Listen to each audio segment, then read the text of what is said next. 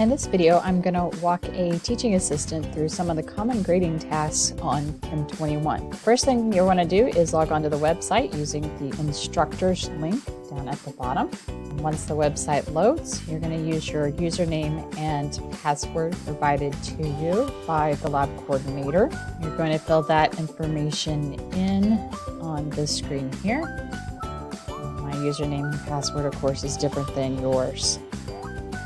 Once the website loads, you should see a list of classes on which you are an instructor.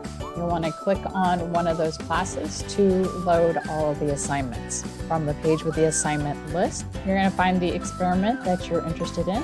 I'm going to start off with the experiment number 11 as our demonstration. And you're going to want to go over here to the right to the link that says View Student Work.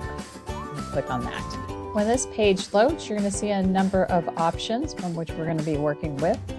You'll need to primarily focus on the items labeled immediately after lab, attendance, and then those that are labeled as after the last due date extension, and there's usually a query or a essay that you will need to grade. I'm going to start off with the attendance link. Every lab period, you need to log on to Chem21 before you leave the lab room and come in, access the experiment, and click on this attendance link. On the attendance page, you need to identify your students who were physically present in lab and click the check mark next to each name. If there are some measurement data files that we were working with in the lab experiment, they should be appearing over here on the right side. You need to ensure that all files have been uploaded for each student who was present in lab and that all files are named correctly. Files that are not named correctly, students will not be able to access when they go and do their Chem21 assignment. Additionally, if you do not check the checkbox next to the student's name, and go down to the bottom here and click Submit, students will not be able to see their assignment, and thus they will not be able to complete their assignment before the due date. If for some reason a dataset did not upload properly, you can use the link that says Import Data to copy and paste the text file off of the laptop in the lab into the student's dataset up on Chem21.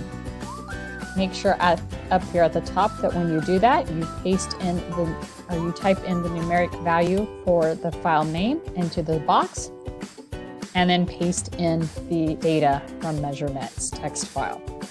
Once you're done, you can just click Submit, and then you can go back to that lab menu page. After the last due date for the assignment, TAs have work that will need to be graded on Chem21. You'll go down here to the bottom to where it says Last Due Date Extension, and after this date, click on the link. Typically they will say either queries or essays, and you'll click on those links. For any kind of numeric response where we're comparing a calculated value with an accepted value, Chem21 will go ahead and compare those values with what is on our grading rubric. So all you need to do is verify that the value under student grade matches the value in the intergrade column. Chem21 will go ahead and propose some feedback, which we're going to leave alone as long as the feedback matches what we're seeing.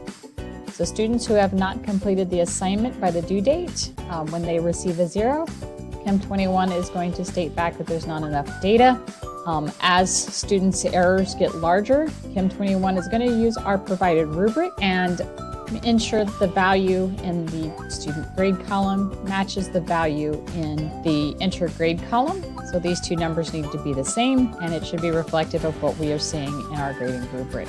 You should not be adjusting the numbers to where these two columns are different without the lab coordinator's permission. Once you are done and have completed all of the grading items, go down to the bottom and click the Submit button. And once you're done with that, you can go back to the lab menu and see if there are other items that need to be graded. If we look down at experiment 15, for example, experiment 15 has some numeric values that need to be graded. also has some essay values that need to be graded. To grade an essay value, just click on the question.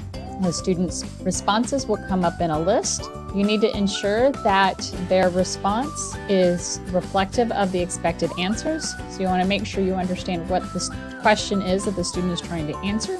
So in some cases, for instance with 15, they need to report back the KC expression. So you're given in the key in the grade box the answer that we're expecting to see and a couple of ideas of how the item should be graded. As you go through and grade students' responses, you can use the shortcuts on the right side to provide feedback to students. These shortcuts provide examples of common errors and how many points that you should be deducting for those common errors. This should align up with the rubric that is given at the top.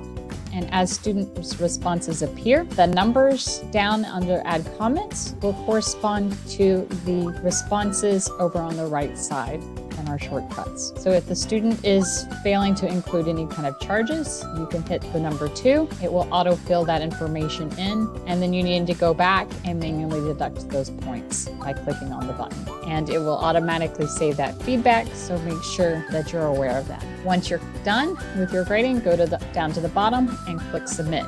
Please be aware that anytime students do not give a response, you do need to make sure that you use option number 1 to indicate that no response was given and that we're deducting all points from that response.